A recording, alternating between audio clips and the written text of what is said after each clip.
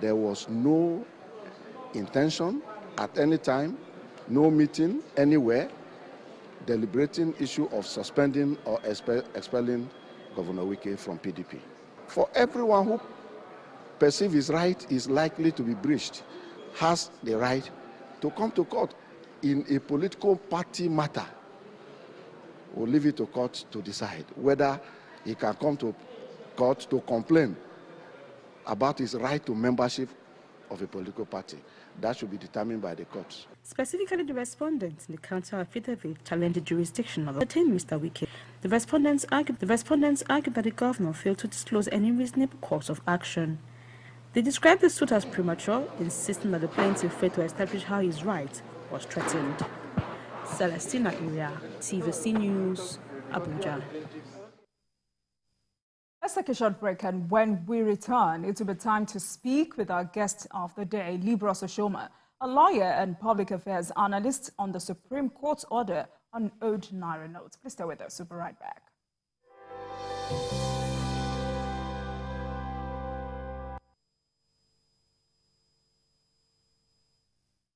Welcome back to Politics Tonight. You're still watching Politics Tonight, digging beyond the headlines.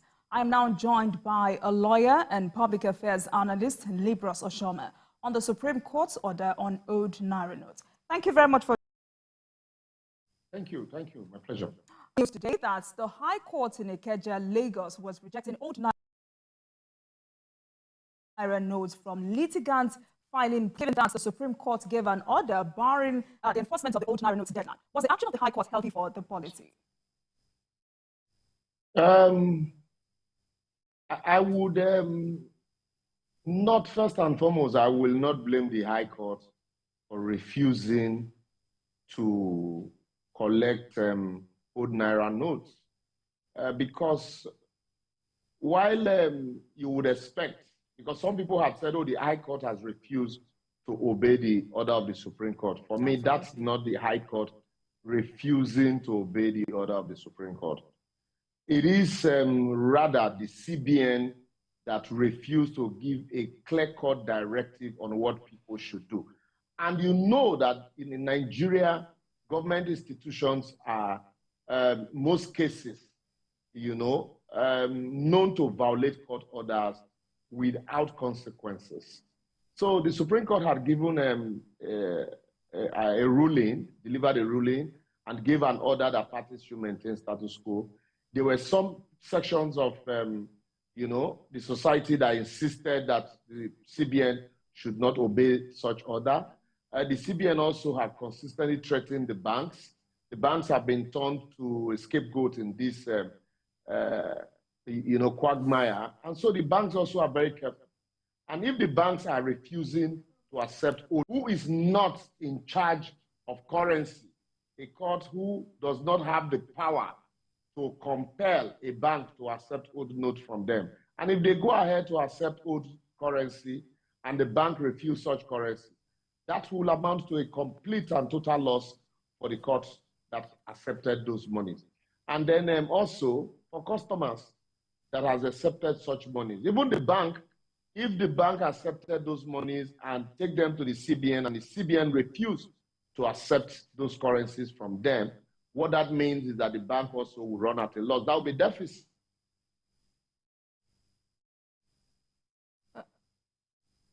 All right, but then I would like to know what kind of example... directive, the CBN, it is because of the lack of a clear-cut directive from the CBN that is making people apprehensive.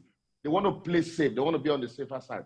Imagine if this Attorney General of the Federation had said, well, we're going to obey the court order, but the CBN didn't come out with any statement to say, well, in view of this court order, I would have expected them to come out with such a statement to categorically say, in view of this court order, even though we were not sued as CBN, but being an agency of government and the federal government was sued in the matter, being an agency of government, we would wait till the order lapsed on Wednesday and then now take further directive. Even though we have instructed our lawyers to challenge that order, we'll leave that to the lawyers to so do.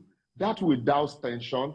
That will now encourage people, including the banks, to act on that directive issued by the CBN. But in the absence of any directive, people are going to be apprehensive and will insist that they want to play on the side of, caution by saying, well, the CBN had said on the 10th of February, and the way the CBN is going about the policy and insistence by the CBN governor, they would rather want to play on the side of caution. I think that's what basically is playing out with the High Court. They are not in a position to enforce that order or not, or insist that the currency that they are accepting must be collected by the banks from them when they are not in the position to so do. All right. Similarly, the banks were rejecting old Naira notes today amid the confusion in the polity. Now, who is to blame for all this chaos? I have explained to you that you can't blame the banks the same way you can't blame the banks, the courts. The CBN, the blame rests squarely at the doorstep of the banks. I was at the bank today also. The crowd was massive. I basically the branch close to me was not open. I had to drive to another branch and basically couldn't do anything. Because when the banks have been turned to scapegoats, you saw how CBN officials were showing us videos of banks holding Naira notes and the rest. So it was as if this currency was, more than, the supply was more than enough. That was the banks that were holding it. Even despite the fact that the bank had insisted that the currency printed or minted was a far cry, a shortfall of the one that were mopped up from them. So if the bank had been turned to a scapegoat in that direction, and from what we learned that some of them were even fined, and the CBN had given a directive, despite the court order, the CBN did not come with a counter directive. Who is the bank in Nigeria where government are known to violate court orders when even lawyers are encouraging the CBN to flout the court order that they were not a party in the matter? Where even senior lawyers, for their personal interest and sentimental political reasons, are asking the president to issue executive order an executive order contrary to the ruling of the Supreme Court. So when that happens, what do you expect? The CBN will now act as a demigod. And so any bank that goes contrary to the order of the CBN, insisting that they want to obey the court order, when at the end of the day, if they obey those court orders and they'll be on their own and nobody will come to their aid, they will run at a loss and might even fold up. So they would rather want to play on the side of caution. So I blame the CBN for not giving a further directive. Also, quickly, I must say this, that it is easy for people to say, oh, the CBN was not sued, and so they could have been obeying an order. But the Attorney General of the Federation and the federal government was sued. The CBN reports to the government of the Federation. When the Emefiele went for an extension of that policy, that press statement that he issued, it was alleged that he issued that statement right in front of the president's house in Naira. Why did he go to consult with the president if he can act on his own? So I think the CBN ought to have played also, assuaged the fears of Nigeria, respected politely the court order, and then request their lawyers to do the needful as had been directed. But keeping silent in the face of all of this, the only inference you can deduce from it is the fact that the CBN is insisting that they must go ahead with the deadline, and they have done that, and Nigerians are suffering for it. Mr. Liborous, we have also seen a situation where more and more state governors have taken the federal government to court over the matter. I would like to know, just like other Nigerians would like to know, was there no other option available to the governors beyond going to court? But before you answer this, let's go for this commercial break. I'll be right back.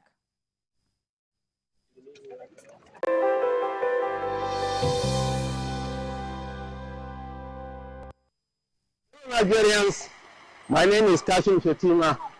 I'm the APC vice presidential candidate.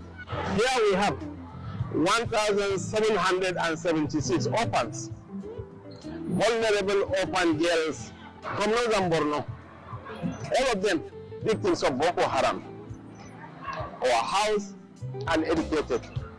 getting the best that the nation has on offer. Look at this edifice. It's about one of the best schools in the nation. And this has been by Governor Babagana Umara Sulu. What I think to office, we promise you such edifices will be replicated across the length and breadth of this nation. Vote wisely, vote Bola Tinubu for the presidency of Nigeria come February 25th. Never miss a moment. Instant breaking news from all over the globe. Live streaming of your favorite programs delivered directly to you. Watch anytime from anywhere on your mobile or smart devices. Download the TVC News app today. Available on Google Play and Apple Store. Nigeria needs focused leadership to take decisive action to end insecurity, reposition our economy for businesses to thrive, and restore total peace in the land. Tinubu is the right man for the job. Through innovation and technology, he will reposition Nigeria for businesses to thrive. Nigeria will export more and import less. Tinubu will reposition the agricultural sector for food security and improve farmers' welfare.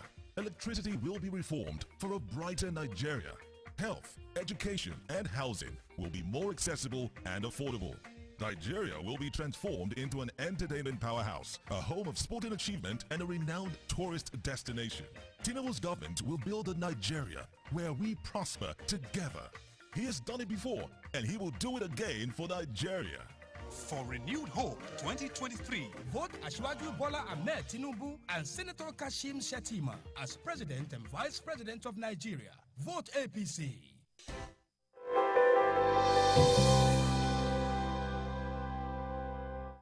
Welcome back to Politics Tonight, and I still have with me Liborous Oshoma, a lawyer and a public affairs analyst. We're dissecting Supreme Court's order on taking the federal government to court over this matter. Was there no other option available to the governors beyond going to court? Yeah, the governors have exhausted the available options. The options available to them. You remember when the matter started, the Progressive Governors Forum visited the president and pleaded with him to allow both old and new currency coexist. And that is what is obtainable in other places where currencies are redesigned or swapped. Even before going to the governor, there had been appeal by stakeholders. Going to the president, there had been appeal by stakeholders. There had been interviews by, economists. Even before then also, the World Bank and the IMF also had advised, experts also have advised that you can't decapitalize your people all in the name of attempting to catch a few thieves, or that you want to withdraw Naira in circulation to shore up your Naira. There is the dollar, for example, is one of the most common currency in circulation in the world today, to the extent that in African countries you trade it on the street, but yet that had not devalued the currency, the dollar. So it means that we are not doing what we should do to shore up the value of the Naira. So the governors took all of those steps, had a meeting with the president, rather than the president setting up an independent forensic, experts committee to advise him, despite the fact that his finance minister had said the ministry was not carried along in this policy. The governor said he was going to go back to Emefiele, who was allegedly the CBN governor, who allegedly created the problem. The moment the president said he was going to go back to Emefiele.